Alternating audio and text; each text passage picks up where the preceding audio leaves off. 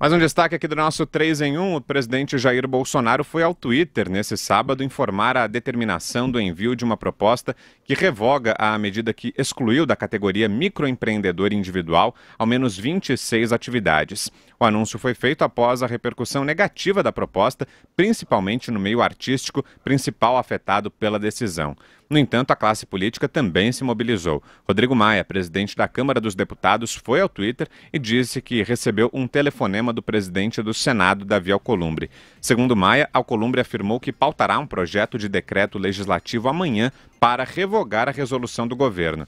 Em entrevista ao O Globo, o presidente da Câmara classificou ainda como absurda a decisão de retirar profissões culturais do MEI e avaliou que o governo Bolsonaro se concentra em nichos que formaram a base inicial da sua campanha à presidência em 2018. Diga, Denise. Causou estranheza desde o começo essa decisão de excluir muitas categorias, a maior parte classe artística mesmo.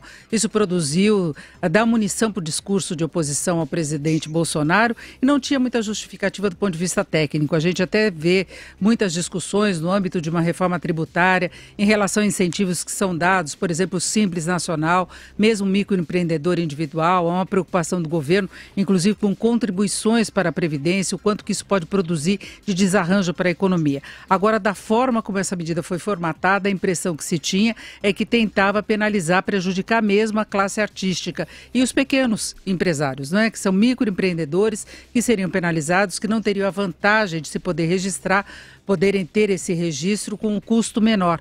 O presidente fez bem, eu acho que ele percebeu que haveria uma derrota no Congresso em relação a isso, porque a resposta foi muito rápida, ainda durante o final de semana. Então falta uma explicação de qual seria o objetivo deles com esse tipo de medida, inclusive do ponto de vista financeiro, se isso iria acarretar mesmo alguma diferença em termos de arrecadação para o governo, se traria algum resultado prático.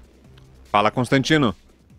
Eu acho que é isso, né? Houve também uma reação muito forte, um medo de que isso pudesse gerar mais informalidade. Agora, eu acho que talvez, como a classe artística foi a mais atacada, seria a maior prejudicada com isso, talvez tenha aí essa questão da guerra, que envolve o bolsonarismo e os artistas normalmente associados à esquerda, e também um desejo de apontar para uma hipocrisia que o próprio presidente, em campanha, usou muito em vários discursos, né, quando se falava daquilo que é ilegal, mas não é imoral e vice-versa, da pejotização, né? Quer dizer, quando você vai criando tantas camadas beneficiadas, privilégios, em vez de simplificar a regra para todos e reduzindo também o custo para todos, né, você vai justamente criando esses subterfúgios que aqueles que têm mais influência ou mais capacidade acabam driblando, então, os altos custos que outros não conseguem fazer. Se você é um assalariado de uma empresa, você vai pagar lá na veia um imposto maior do que se você cria uma empresa e com isso consegue se proteger ali dentro de categoria, que tem benefícios fiscais e tudo mais. Então eu acho que também pode ser uma estratégia de narrativa para expor essa classe artística e sua suposta hipocrisia nesse aspecto. Meu sonho como liberal é que simplificasse para tudo e todos, sem muitas camadas, sem muitas divergências entre categorias e que, de preferência, óbvio, a tributação fosse única e muito baixa para todo mundo. Mas isso é um sonho distante de um liberal um pouco idealista. Fala, Josias. Olha, o MEI, o nome diz, é um programa de microempreendedores individuais.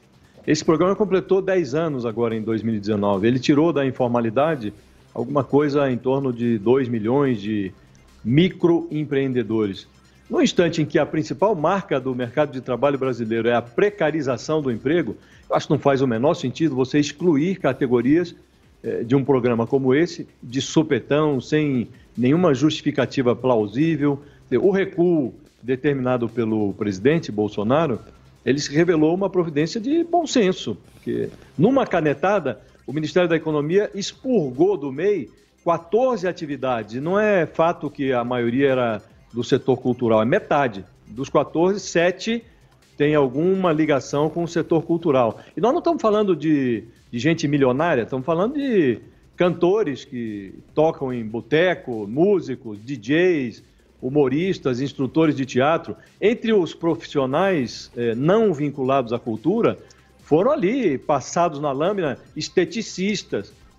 O nosso amigo lá de Virgínia, o Olavo de Carvalho, pode estar irritado, porque entraram também os astrólogos, instrutores de informática, professores particulares, quer dizer, quem adere ao MEI é gente que tem um faturamento anual de R$81 mil. 81 mil por ano, que não é nenhum milionário, quer dizer, o sujeito adere ao programa e aí ele passa a pagar alguma coisa como R$55, R$56 por nota fiscal emitida. E aí se regulariza, começa a contribuir para o INSS. O governo tem muito vespeiro para mexer antes de bulir com essa gente, com essa gente que administra ali seus pequenos negócios.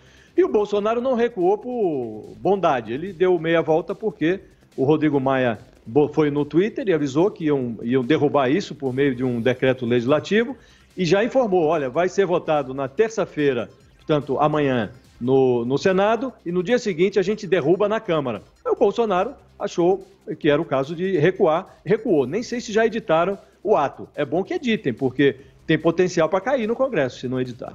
Fala, Denise. Eu acho que vale lembrar que a ideia original era trazer para uma certa formalidade quem não conseguia trabalhar com registro formal, que não conseguia ter uma empresa dentro das características que nós tínhamos registro anteriormente. Agora, hoje em dia, Josias, acabou sendo uma forma também de driblar a informalidade, a necessidade de as empresas reduzirem custos, então vão contratando os microempreendedores individuais que têm parcialmente alguma condição, inclusive depois da aposentadoria, mas também é uma informalidade indireta que nós temos dentro desse processo aí de uma fraqueza ainda da atividade econômica, de necessidade de uma revisão dos encargos trabalhistas de uma forma muito mais ampla, porque a gente tem uma explosão aí de criações de microempresas e, na verdade, é uma maneira de driblar o desemprego mesmo.